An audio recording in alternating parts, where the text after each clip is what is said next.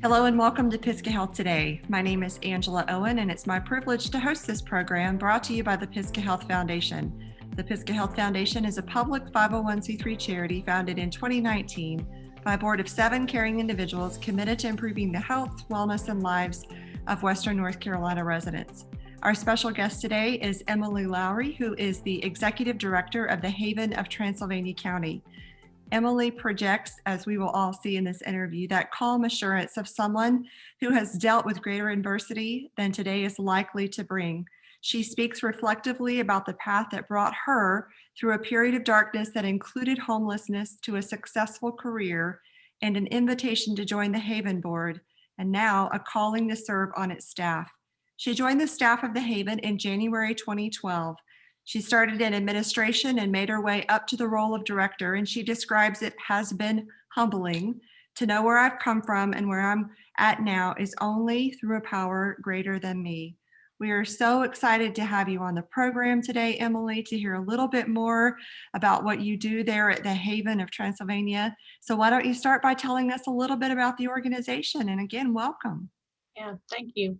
It's good to be here.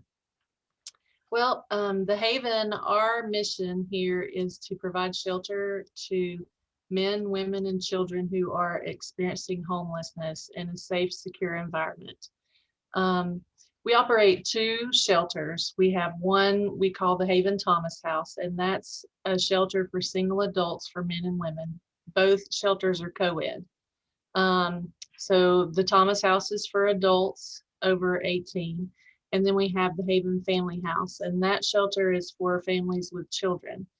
And we serve people who are at or below 30% of the area median income. So they're in poverty. They lack the resources to be able to provide and obtain housing for themselves without our assistance. Both shelters have laundry service, messaging service. We have a kitchenette over at the Thomas House. At the Haven Family House, we have a full kitchen. They share a common area, living space, kitchen, dining room, bathrooms are all shared. And then over at the family house, each family is provided their own bedroom. So we have a 4-bedroom house over there where they share a common area, kitchen area, same as at the Thomas House. While they're here, we try to figure out what got them here and figure out how to get them out of here. Those are our 2 main goals, and we try to do that as quickly as possible. All of our services are housing focused. All of our conversations, we try to make sure that they're housing focused. We believe that homelessness should be rare, a one-time event, and brief. That is our goal. Then we operate a 3rd shelter, which is, we call it our Code Purple shelter, that operates seasonally when it's wintertime and temperatures fall below freezing. And that shelter opens up for anyone who may be experiencing homelessness. We supply everything there. We supply a meal, and we staff it. So at Code Purple, anybody can come, regardless of sobriety. Just if they don't have a place to stay that is meant for habitation, we want them to come in and get out of the cold and not freeze. Now, in order to get in over at either one of the other shelters, there's an intake process. People call and set up an appointment. We do screening. We do prevention and diversion screening right off the bat. We want to we don't want to make someone homeless who might self-resolve. So we try to find resources. There might be a family placement we can find. So right off the bat, we're already working on case management with them to try to figure out and help guide them through the process of, okay, well, have you thought of this? Have you thought of that? And Is that what you mean when you describe the prevention and diversion screening? Is that an example of what you mean? That's part of it, yeah. So we don't just take someone in and immediately make them homeless if they've been staying with their grandmother and the grandmother says, all right, they got to go. They can't stay here anymore. We've had phone calls where we call the grandmothers and say, hey, our case management team will work with them and work on getting them applying for housing. Can they not stay with you until we can work on that before we even bring them into shelter? Coming into shelter is the very last resort, because a lot of people will self-resolve, and with case management support, oftentimes they can figure out the resources to not become homeless, because once someone has become homeless, it's more likely that they'll become homeless again. Statistics show that. And so we try not to make them homeless right off the bat. So that's the process to get in and the shelters that we run and operate. Yeah, so while they're here, as I said before, we try to figure out what got them here and then how to get them out. We started a couple of years ago, started doing case management with them, like a case management plan. And we also started with mental health counseling to both work on how to get them out and maybe what got them here in the first place. I'm sorry, go right ahead, Emily. So Pisgah Health has helped us in providing that support for the case management and for the mental health counselor. This past year when COVID hit, we had to create some positions because we had to pull out all our volunteers that were once spending the night with our people after staff had left. And so that put us in a position where we were having two persons on any given night come and spend the night here. And so in order to decrease the number of people coming in and out of the shelter, we had to pull all our volunteers then. And so we created a position called the shelter assistant position. We didn't know then that we would need 5 of those rather than the one that we had planned on. Right. It kind of grew larger than what we thought it would be.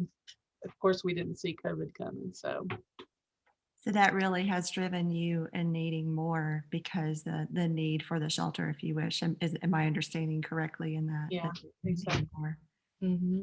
What is really, I think, important for people to hear, in addition to the fact that you guys are providing much needed and life-saving, imagine at times, shelter and a roof over people's heads, a safe place, is that fact that you are bringing in that case management and you're looking to understand the root cause and how to help them to take a step. Just as in, as I read your bio, your own story, you were there, but you're no longer there.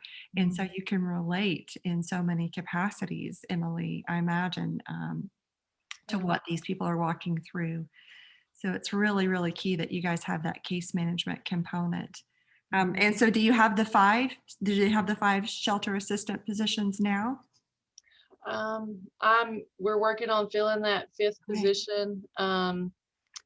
It's been really difficult to find people who are dedicated and want to work here, because working here, not everybody wants to deal with the population that we do. Right. You have to have a special heart and calling for it, I imagine. Yes, exactly, like any other field. Of course. So, Emily, what else would you tell our viewers about how they can come alongside you, how they can support, how they can get involved, how they can find out more about you, even how can they, for example, find out where is Code Purple happening, things like that? What would be important for the viewers to know and understand? Yeah. So we have a website, havenoftc.org. We also have a Facebook page, the Haven of Transylvania County. Anytime we call Code Purple, we post it on Facebook. We email it out to all the local agencies in our community, DSS, Sharon House, Salvation Army, area churches that partner with us, to the sheriff's office, to the police department. They all have this information. So if someone is needing shelter, they just need to reach out and see if they don't have Facebook, We also post it to We Are Brevard, which is a group inside Facebook where a lot of people go to get information. So that's where they would find out where we're having Code Purple, because all of that's in the messages that we send out, both in email and on Facebook. And then they are welcome to call here at the office. We're listed in the phone book. They can call and make an appointment. They can call to seek shelter, advice. We serve even the people that are not here. We offer our mailing address sometimes to people who don't want to come into shelter for whatever reason, so that they can obtain housing and find employment. We do anything we can to make sure we serve the community that's even not here, the whole community. In serving, we have committees that are set up. We have a fundraising committee that people can serve on. We also have a board. We're operated by a board of directors. So there are positions open on our board. If someone may be interested in serving on a board, getting that experience, that's where I started. I was a person with lived experience, and part of the requirement of being on the board was you had to volunteer. And so I was excited about getting to come to volunteer. And then once I got here, I was just took back and amazed by what was happening here. Also, another area to serve in would be our food. So over at the Thomas House, as I had mentioned, we have a kitchenette over there. They don't have a full kitchen to cook with. So on the weekends, we have different organizations and churches that provide food for us. It's prepared, it's already cooked. It's delivered on a Friday, consists of 2 breakfasts and 2 suppers. I've done it with a couple of friends. It's really easy. If you have 3 other friends to do it with, one of them takes the breakfast on, the other one, it's really easy to do that. So weekend food, we have a calendar where you can get signed up to do that. We have different civic groups that also take that on, and different churches. So it can be anybody who just wants to prepare food and bring it. There's also food at Code Purple that people can help us with there, because we do provide a meal when they come in. They don't have a kitchen at all, so they just have a microwave to warm it up. So it would be just fulfilling that need for that night. So there's another opportunity. Of course, people can donate. They can donate to our website, Facebook page, and then, mail a check to our PO box. Lots of ways to be involved. Yes, ma'am. Yeah, lots of ways to get involved and to support. Emily, your own leadership there and what you guys are all doing through the Haven of Transylvania County is really incredible. And I just want to say thank you to you for taking time today to be part of Pisgah Health today. And on behalf of the Board of Directors at Pisgah Health Foundation, to say a special thank you for the work that you're doing to serve the community in so many special ways. And so thank you so very much. And thanks again for time today. It's my pleasure. I enjoy what I do. And I love being able to see people move from where they are and look back on them in a couple of years, and they're in their own place and they've got a job, and it's inspiring. Well, that calm assurance I spoke about when reading your bio certainly comes through here, and you are inspiring, Emily. So thank you so very much for all that you do and for being who you are. We thank Pisgah Health, because we couldn't have done it without you. It's an honor to support. It's absolutely an honor to support. So thank you so very much. We also want to say thank you to Wildflower Media for their creative and technical support in bringing these programs to you. And thank you to the Board of Directors and staff at Pisgah Health Foundation and the Physicians Roundtable. If you liked this story and you would like to hear more and support more like this that you've heard today from Emily, let me encourage you, go to pisgahhealthinsider.org and join the movement. Until we see you on the next Pisgah Health Today, stay well and be well. Thank you.